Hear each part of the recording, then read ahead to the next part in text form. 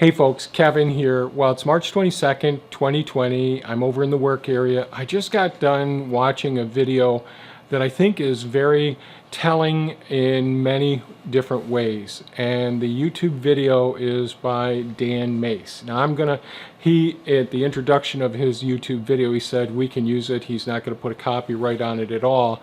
So I'm going to add that to my introduction here.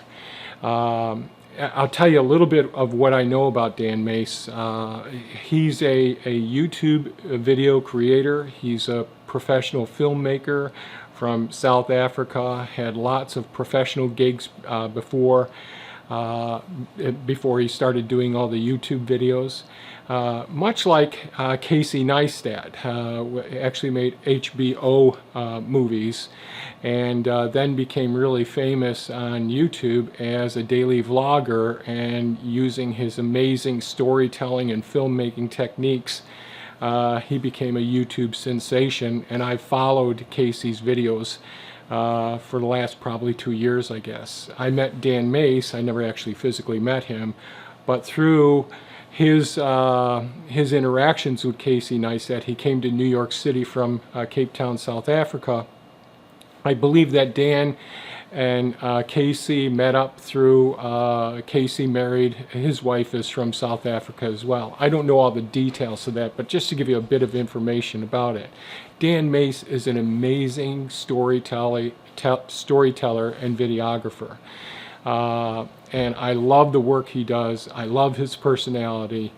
And the reason that I want to share this video is he shares chronologically his whole story, the way that a clinician really wants to extract information from a client or from a patient. Now, of course, I'm a veterinary internist, so I would be asking my clients about their the history, the signalment, the physical, the medical history, the drug history, prior existing accidents or health problems in the past, all of those things. And Dan does such an amazing job presenting all of this information in an interesting storyteller type of way. So the other reason why I think this is so important is not only does he give a very thorough history of his age. You can see he's a white man, sexually active, about to get married, and a very athletic young man, very talented as well. He doesn't share that. He goes over his medical history, a medication he's on, a diagnosis that he's had. He gives all of that background information, and then he starts talking about the most recent history. When he first detected he was ill, and that was on February 19th while he was in Los Angeles, California. That's where the story actually starts off, and he tells each symptom that he had in layman's terms, and that makes this whole sequence of events so important for everyone to hear. So first off, he's a 30-year-old man. You know, when I was 30 years old, I felt invincible, like nothing could actually harm me, and that's the way many young men and women feel. And if you're not feeling threatened by influenza or some other infectious agent, you're going to be active. He's a very active person who does surfing, snowboarding, all sorts of activities. He's a real adventurer, and he's a very gregarious man. So he has lots of interactions with people as well. So when I think about in New York City, where our hot spot is right now, where this infectious disease is spreading, Dan is a good example for many of those young people to hear his story, because he got very seriously ill. And the infectious disease that we've been talking about, the doctors actually missed it. No fault of the doctors at that point. They checked for his travel history. He had not been to China, and they did check him for influenza, and he came up positive for influenza. So he had 2 infections most likely going on. based on the whole history. He talks about his difficulty of breathing, his loss of taste, his loss of smell sensation, his potentially ataxia, but like a positional hypotension, like feeling faint when he gets up and stands up, the night sweats, all of those things. Now these things can certainly happen with just the flu, when you have a very serious bout of the flu, but it's very likely that he had it. And he suspects that he had pneumonia, and he'll talk about that during the video. Two things that really impressed me about this video. One, his absolute skills at conveying information on an appropriate timeline and giving specific details, which is valuable information, and I think it's worth sharing with people.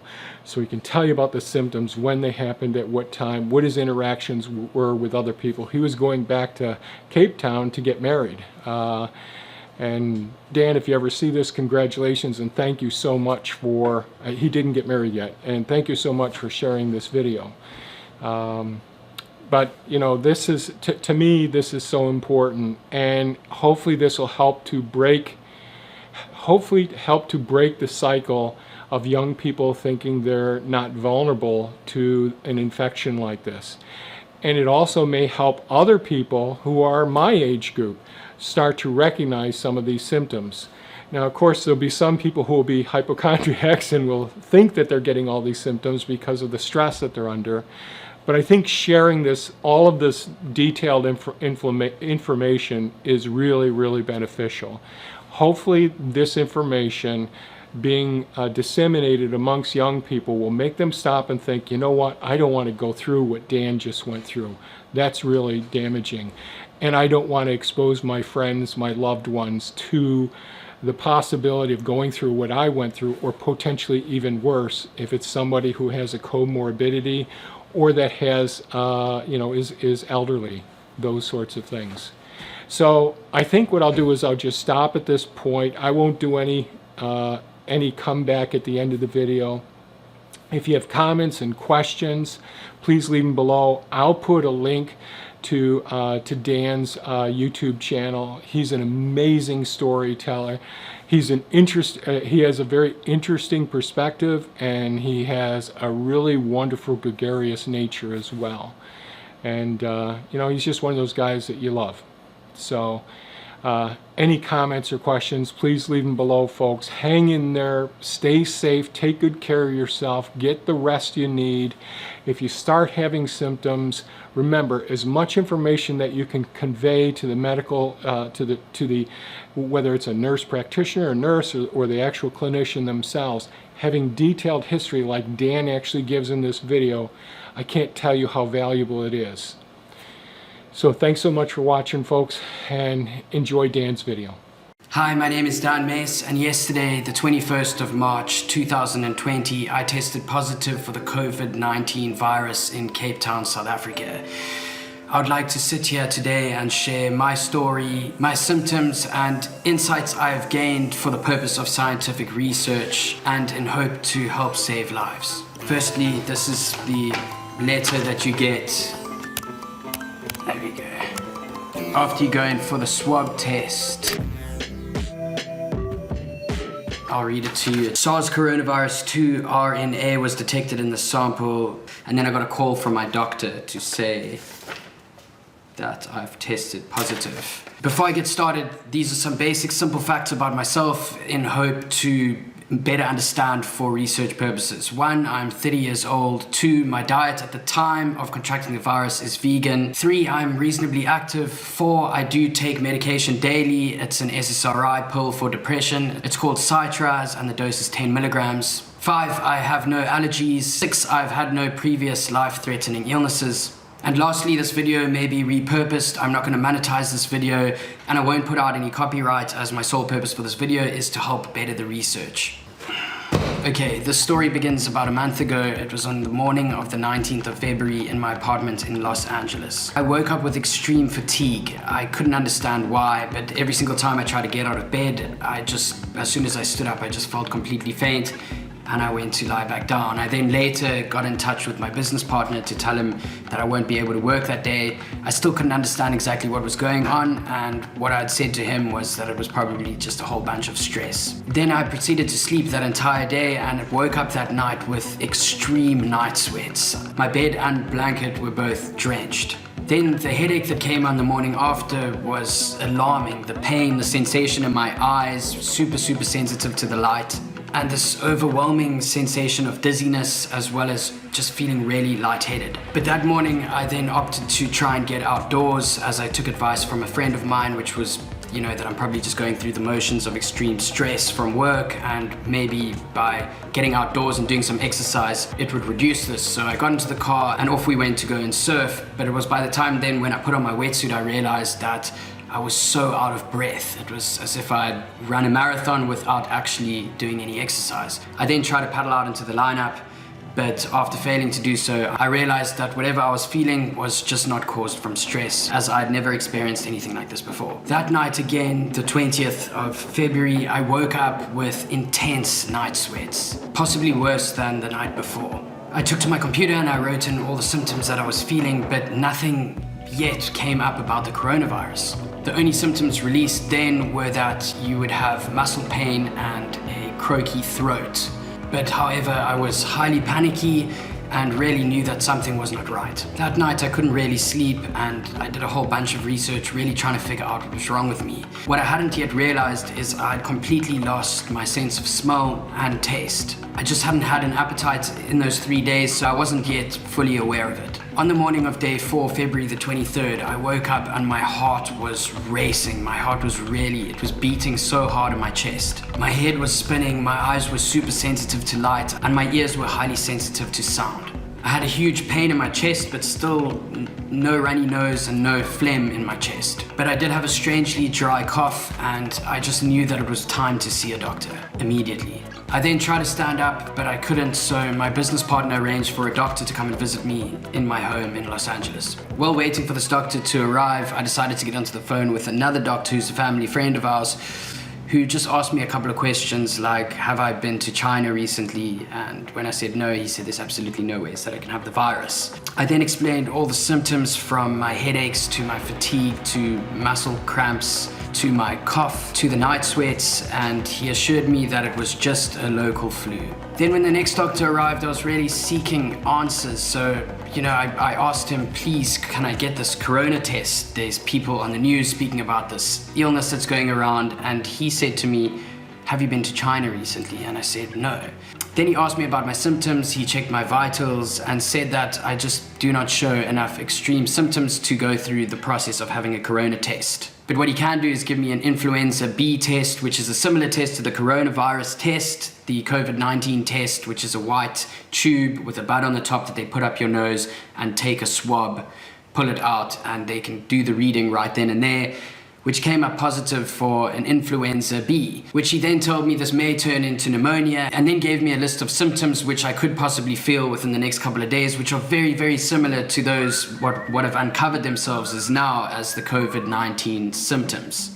He then gave me a flu shot, told me to rest and to not do any exercise for, the next 5 days. I then once again asked him, are you sure that I do not have this coronavirus? And he looked at me and said, you definitely do not have the virus. It's just a normal flu that 35,000 people in Los Angeles have had already this year. The following 2 to 3 days, things started to get way worse, and I developed what I believed then to be pneumonia. It took a large amount of energy just to get a deep breath of air, and I've never felt anything more intense than that sensation in my entire life. At the time, I was having this internal debate with myself because I had seen a medical professional and spoken to another that had assured me that everything was going to be okay. Now that I look back at it, I was really downplaying these symptoms. And then finally on March 1st, 2020, I woke up and I started feeling oddly normal. I made myself a cup of coffee, I sat down at my desk and I started working like I would have any other day. And then it was when I made myself breakfast that I realized I had absolutely no taste and no smell. And that I hadn't had these two senses since the day that I became ill. And then since I'd been assured and reassured by doctors that I don't have any corona symptoms and I was feeling better, I just returned to life as normal. making videos, being active. I celebrated my 30th birthday on the 7th of March with friends. We went snowboarding and surfing in the same day, doing activities, and I felt completely normal. It was then on the 10th of March 2020, I boarded an Emirates flight from Los Angeles, from LAX, that flew its way to Dubai, and from Dubai to Cape Town. My reason for doing this trip was to celebrate my wedding in South Africa the following week. Now, what's super important to note here is on landing in Cape Town, they screened every single passenger that was on board. I got screened. It's a little temperature dial that they put up against your forehead. They read your temperature, and if you show symptoms, they make you stay. If not, they let you pass. They screened me and they let me pass. I then went home, I saw my family, I saw my parents. I went on a weekend away with really close friends of mine to my bachelor's, where we were all in very close proximity. Together we then attended a big music festival in Cape Town on the Sunday. But on the Monday, I still hadn't got my sense of taste or smell back. Then it was on Tuesday, the 17th of March, where other patients that have tested positive for the COVID-19 virus came out saying that they have no sense of taste or smell. This all of a sudden immediately urged me to go and get tested. Now, in South Africa, we are really fortunate to have an incredible testing facility. It's super simple to get tested. You just have to get a note from your doctor. You go down to the PathCare facility, you hand in your document, and they give you a swab, and it takes about 2 to 3 days for you to get your results. And that takes us to the 21st of March 2020, the day that I was supposed to get married, where obviously our wedding was postponed, and for the best reasons possible. But on that afternoon, my doctor phoned me and told me that I've tested positive, and I got these forms. Now, I have absolutely no idea what this all means. I have not shown any symptoms since being ill in the States, other than, of course, the loss of taste and smell, which is really shit, by the way. Did I indeed get the virus when I was in the States? If so, I just truly hope that I was past the infectious stage by the time I got on a plane and decided to fly back to South Africa. But there were 18 days between the time that I was feeling ill and recovered and got onto the plane to get onto South African soil. There are just so many unanswered questions right now, and I'm in no way a medical professional. I'm just hoping that my story can somehow help others out there. And in the meantime, I am in isolation in my house in Cape Town for the next 14 days with Gabby and with Joey. Come say hi. Hey. Just come say hi. Joey! Hello guys. We are sending you all love, and I'll keep you posted with my symptoms moving forward. But, you know, like I said, hopefully it's all in the past. I am isolated in my house and will do my best to make creative videos while I'm sitting here. I'm sure that it's gonna drive me insane. 14 days, wow. Other than that, don't forget, you're awesome, brew, and stay safe.